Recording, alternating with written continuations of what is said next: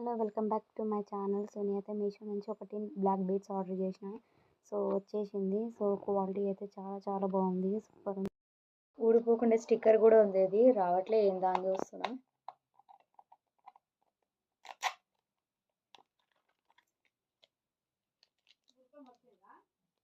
Packing అయితే చాలా బాగుంది. సో సెక్యూర్గా ఎక్కడ డ్యామేజ్ అవ్వకుండా నీట్గా ప్యాక్ చేశారు.